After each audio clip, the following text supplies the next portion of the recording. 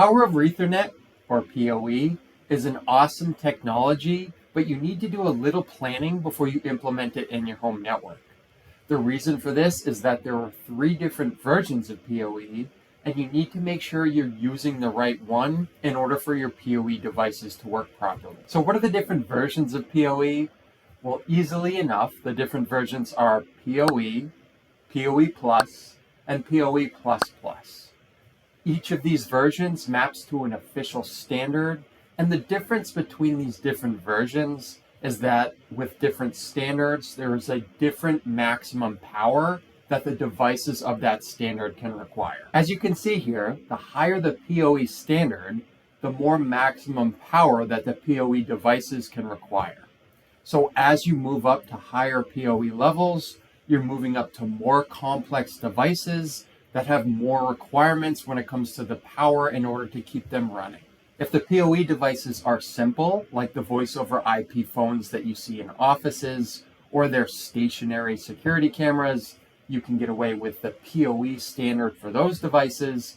But as you get into more complex devices like high-resolution cameras or enterprise-grade wireless access points, that's where you'll need a higher PoE version like PoE++. So why do you care about the version of PoE in your home network? The reason it's important is because the version that PoE device requires, that will dictate the power source that you implement in your home network to power that device. As a reminder, with PoE, we're using an Ethernet cable to provide both data and power to that PoE device.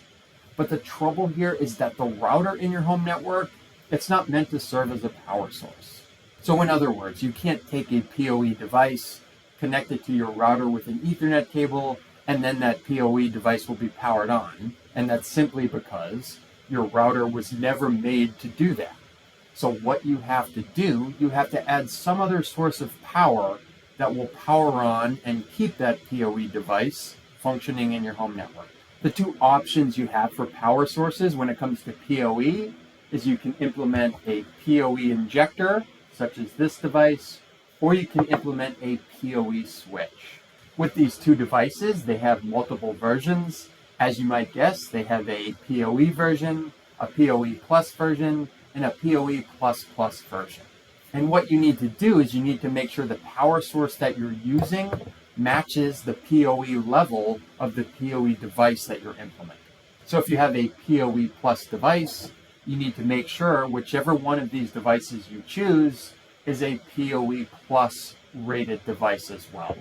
I'll talk about the difference between a PoE switch and a PoE injector in another video, but just know that it needs to match the version of the PoE device that you're implementing.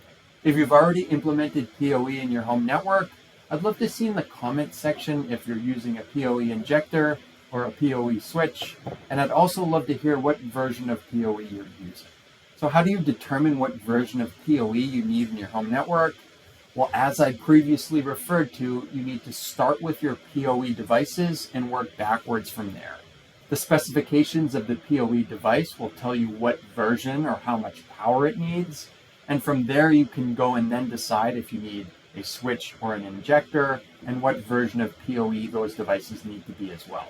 Just as a side note, most home networking equipment at this point is either PoE or PoE Plus. You probably won't have any home networking equipment that's PoE++, so that makes things a little bit easier.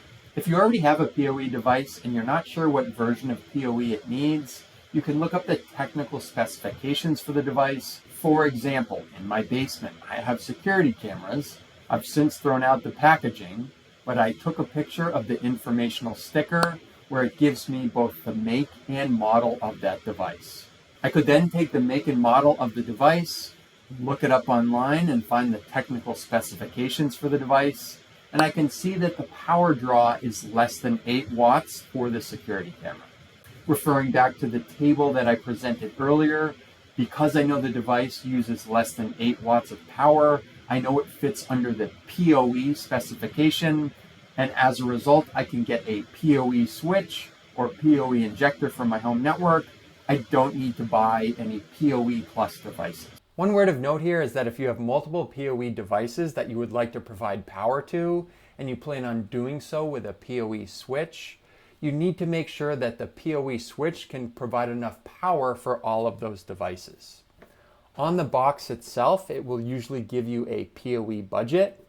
I know for this PoE switch that I bought, there's a 65, it says right here, a 65 watt budget.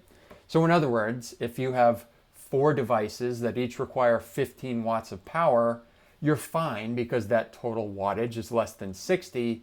But if you have more devices and the total power that's needed exceeds that 65 watt budget, this switch won't fit the bill and you'll need to find something else. The last thing you need to consider here when it comes to implementing PoE is if the different version of PoE that you're implementing will impact the type of Ethernet cable that you use for those connections. The short answer here is no. I've made another video that goes into detail about that topic, but basically, as long as your Ethernet cables are rated for PoE, you can use them for PoE, PoE+, or PoE++ devices. So when it comes to planning your PoE home network, just make sure that your power source, your switch or your injector matches the PoE devices in your home network, and you should be in pretty good shape. As always, thanks for checking out this episode from Network from Home, and we'll catch you on the next one.